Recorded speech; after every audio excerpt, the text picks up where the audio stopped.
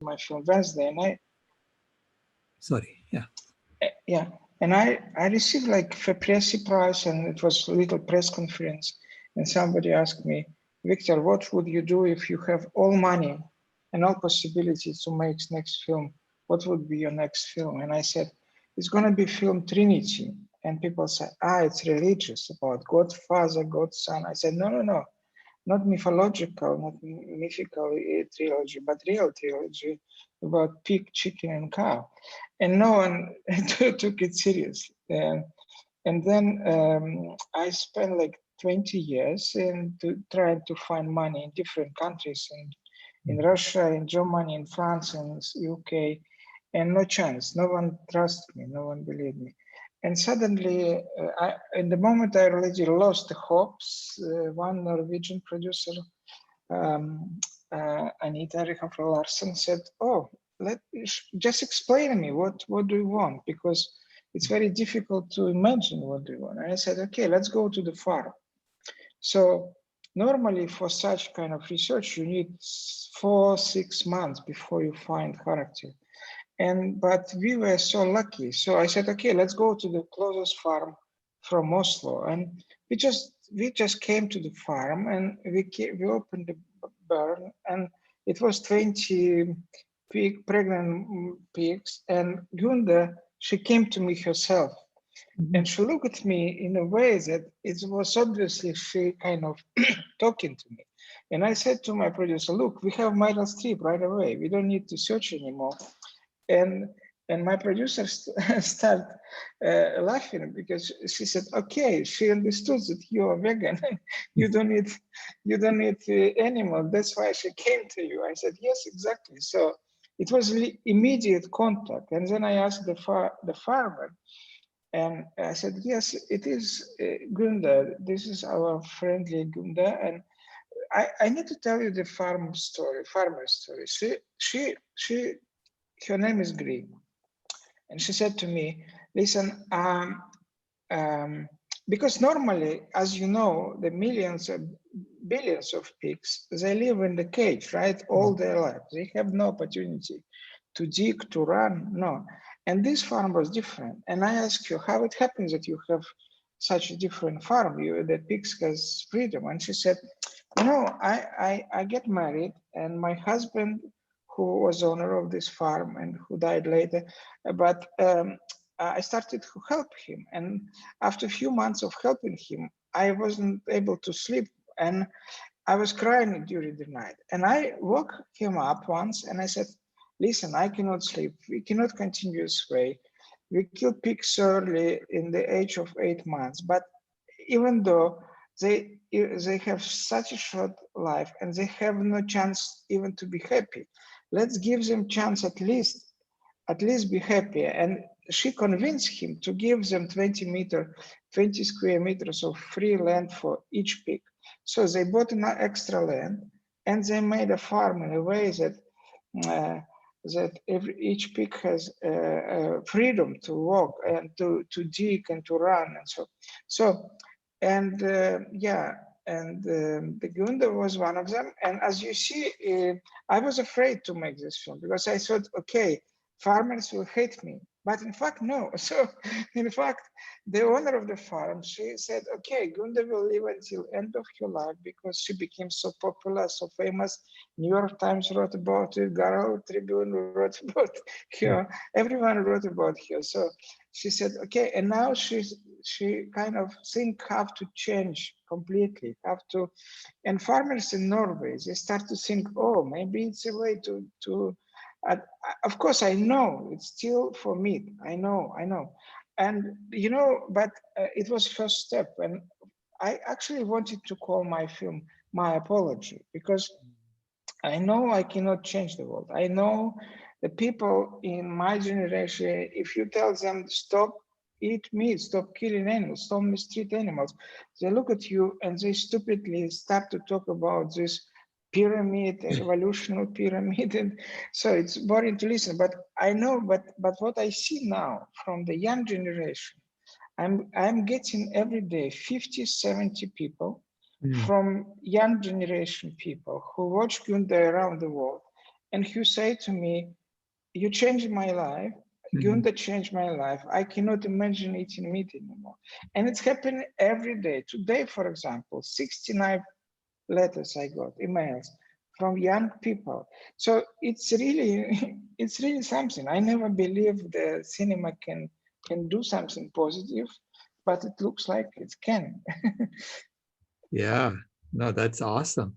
So how long was it from the time you started filming Gunda to the time It you... was 2 months. It was 2 months. Normally, as you know, they take pigs in the after second week, but Mm, in this particular farm, they let them be together with mom 2 months. mm, And of course, yeah, this is a little bit privileged. So we knew it ahead that it will happen in after 2 months. And what I did actually, I was coming every morning before piglets and Gunda wakes up. So we were coming every morning at 4 o'clock. So in the moment they will wake up, we're already there. And then we go to the hotel after shooting, after they go sleep. So every time they wake up, we're already there. So we kind of became their world in a way. When piglets were born, we already were there. So mm, we became a kind of family together. And this is why in the end of the film, she came to me. She came to the camera because it was no one else to talk with. And she obviously, and what was miracle at that moment, that my team started crying.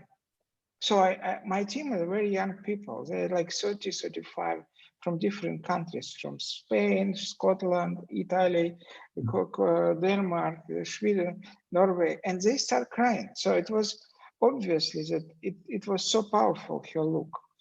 And now, by the way, I'm gonna meet her in 2 weeks' time. I'm oh, gonna visit her in Norway. she's in Norway right now. She's in Norway. Yeah. Okay. Was the farm in Norway or was it near Moscow? Yeah, no, in Norway. It's in Norway. In Norway. Moscow, no. In Moscow, unfortunately, when I became, what happened to me when I was 4 years old, I actually grew up in city in St. Petersburg, in Leningrad at that time. But in age 4, I was sent to kind of farm in between Moscow and St. Petersburg.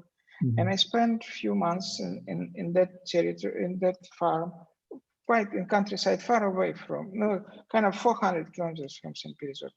And it was very cold winter, minus 30 something degrees. And in the family I live, it was a little piglet there, and 1 month piglet. As far it was very cold, and in the barn, he was too cold for him. So they took piglet inside the house. And this piglet became my best friend. So I spent time with him. I was running and we were making a mess and we were happy, totally happy. And of course, in the New Year time, he became dinner and for my relatives. And I remember that I said, you killed my best friend. I cannot talk to you anymore.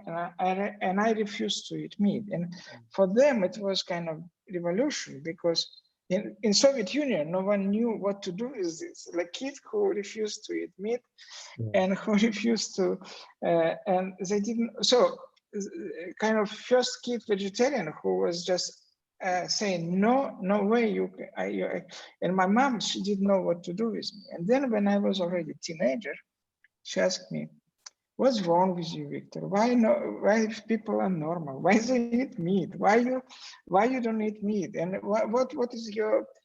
And she started talking me in this nonsense about the tiger, antelope, and all this stuff. And I said to her, "Mom, it's your fault because if I remember myself, my first childhood, but my first image, in my memory about myself."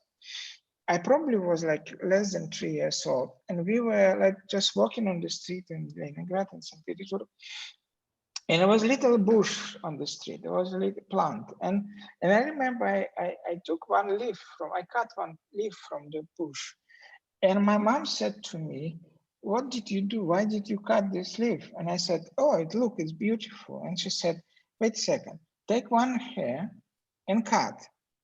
Is it painful?" I said, "Yeah, it's painful." And she said, "That bush feels this pain. So don't do it anymore. So she actually gave me this virus of empathy and compassion, and this is why all my life and yeah, and now you know what I'm doing now. My table is full of this. It's like I'm trying to read all about intelligence of plants, and so I met recently. I met Stefano Mancuso, who is a scientist who studied plants intelligence, and I visit him in Florence. Amazing, pure, beautiful person. So yeah, thank you for inviting me, guys. I'm That's a proud to beautiful be with story you. of your mother. And My mom, yeah, she did big thing for my life. And yeah. you know, my kids, I have 2 kids, and they never try any meat, never in their entire life. One is 33, another one is 18, and they I don't know. This kind of proves it. This real proves that you can live without this, and you can live without killing anyone. Of course, unfortunately, people like us, normal people consider like a sector, like, oh, people are afraid about us. And this, like, oh, if you start to talk about it, they say, oh, I don't want to listen. That's why I kind of, I didn't put any voiceover in the film. I didn't put any, not to make propaganda, not to make vegan propaganda, not to make any push.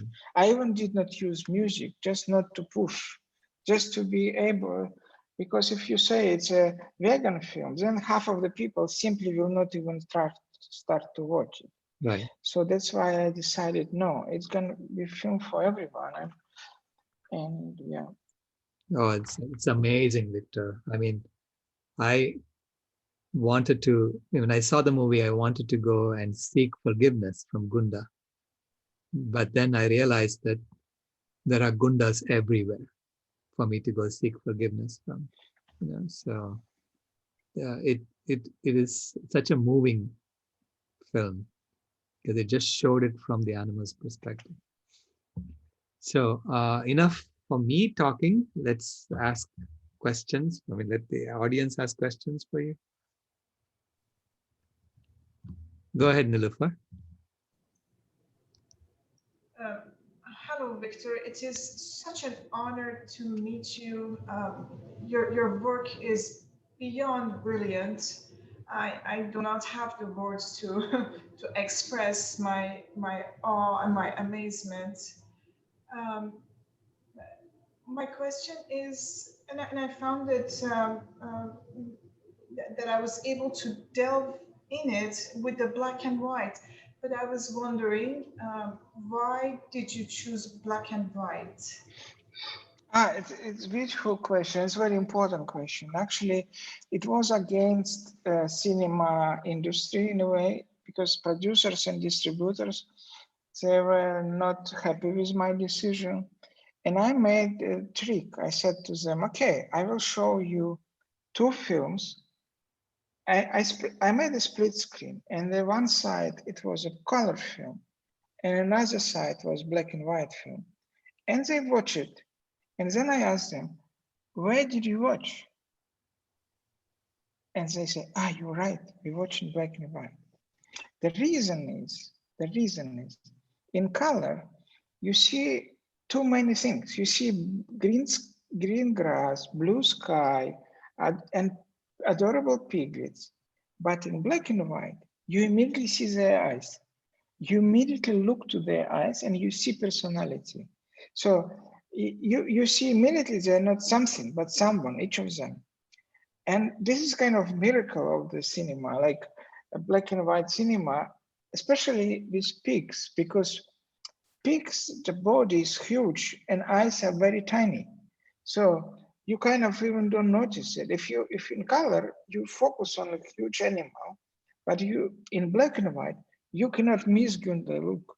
She look at you, right? She just looks at you, and this was. And of course, there is there are many other more professional, you know, if we see black and white footage, we believe that this footage kind of has value because it stays through time, right? It's normally it's archive footage made maybe 100 years ago, and if we still watch it, it means it has value. And this is what I believe will happen with this film. This film will not have million viewers in the first weekend, no. But in 10, 20, 30 years, it will be still alive. And that's what that's why also, because unconsciously we have this feeling, if it's black and white, it has timeless quality, ageless quality. Beautiful. Thank you for question. Thank you. Go ahead, Dolly. So, Dolly, unmute yourself. Dolly, unmute yourself.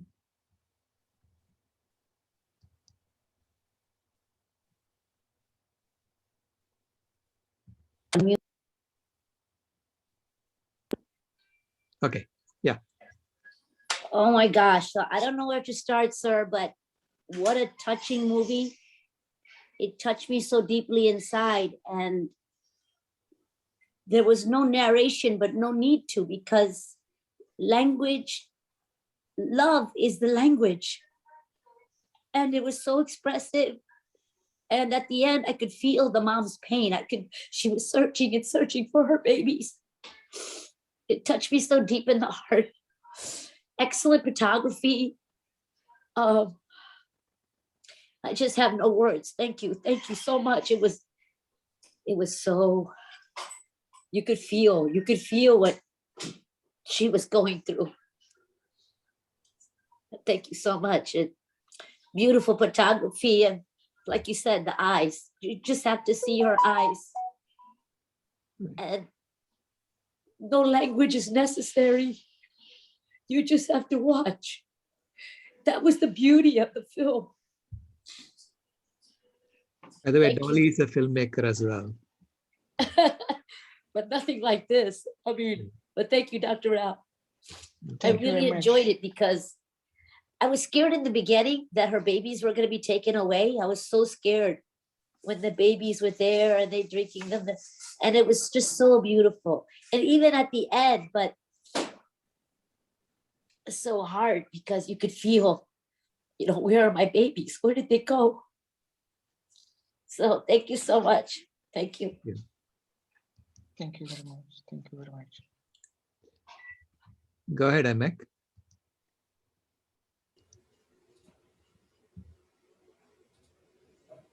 Hi. Can you hear me okay? Yeah, we can hear you. Thank you so much.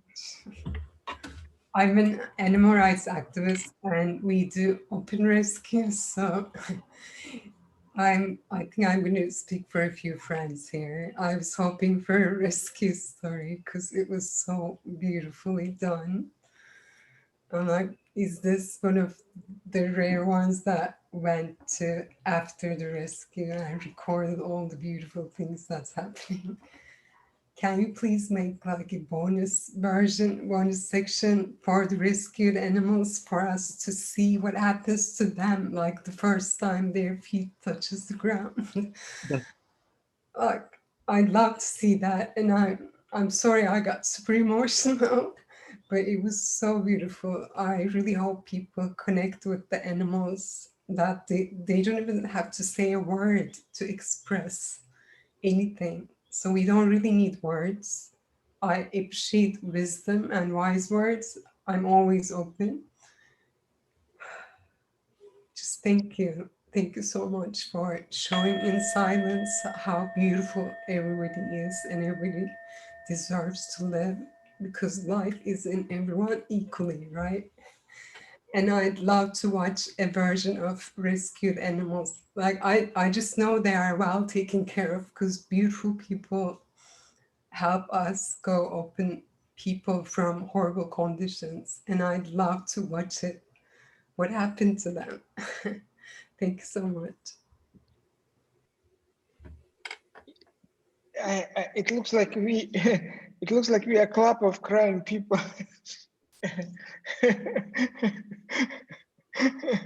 Mamma mia. We are crying, all of us, because probably we feel hopeless, right? We feel hopeless in this world. No one understands us deeply, and we feel, yeah, you're right. In the UK, there are many places when about 600 places in UK when they have sanctuaries, and I was amazed by. I was traveling in UK by searching by animals, and I found many sanctuaries, and I was amazed how beautiful people are there. And they actually, for example, this chicken story, they actually buys from slaughterhouse.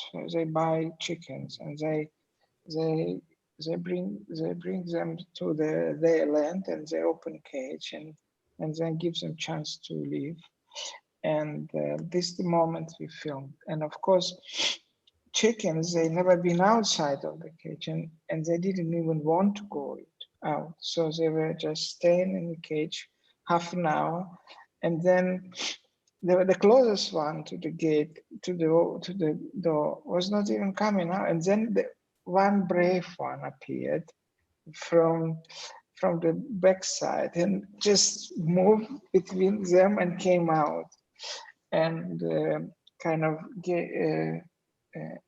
and as you notice, they were like, when you notice very well when they touch grass first time, they touch it like boiling water, like they're afraid because they never experienced it. So when they look to the sky, they never saw it, right? Like so. And even the cow, when they never been outside, they came out and they saw grass, and they just breathe it, right? They breathe the smell of it, not eat. They didn't eat the grass. They were enjoying smell. And the huge bull, he came to the tree, and he didn't eat tree. He was just smelling the breeze. So isn't it beautiful? Yeah, this is just.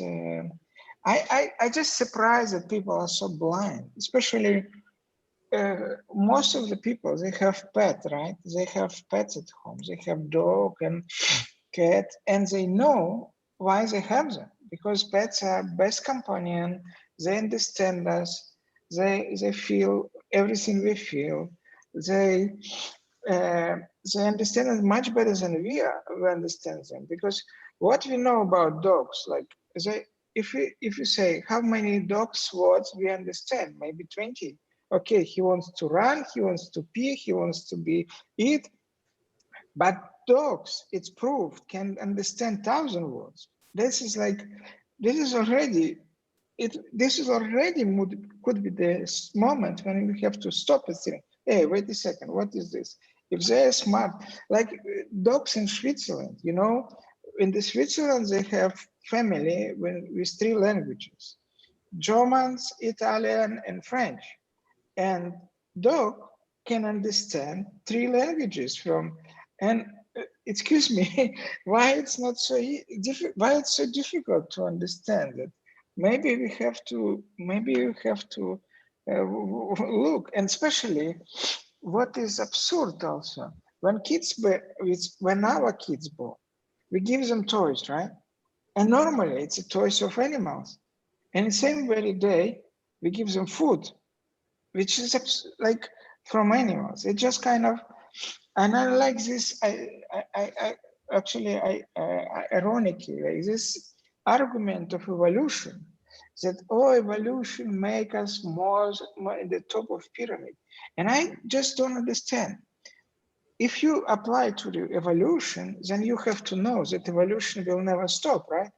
Evolution is something which will continue, which means tomorrow or after tomorrow will appear a creature more intelligent than us. And definitely it might happen. It will be more cruel than us. And it will eat our babies, same as we eat them, the animals today. So this argument about evolution is so ridiculous, right? So it's against logic, against history, against everything. Why people don't get it? Mystery. But you know, in Russia was a writer, of course Leonardo was saying so, but Leonardo was saying it to kill animal, Leonardo da Vinci, to kill animal and to kill human is the same act of killing. But Tolstoy, Lev Tolstoy, he wrote this, I recommend you to read, it's called The Story of the Horse. It's called The Story of the Horse. It's Холстомер in Russian. So, and it's kind of world which from the eyes of the horse. And horse describe the few owners who lived with this horse through her life. And she described how she sees us. And yeah, it's very, and Tolstoy was very clear in the end of his life. He said, we will not improve our life if we will not stop killing, if we will not understand that we are not alone and we have to respect creatures around us. And we have to understand if they are here, they have rights to be here and they have rights to be happy, same as us. On that note, thank you so much, Victor. We have to end. Thank you for Thank you being very much. Yeah. Pleasure to be with you. Ciao. Thank you for doing this. Thank you. My pleasure. Stay safe, people. Thank you.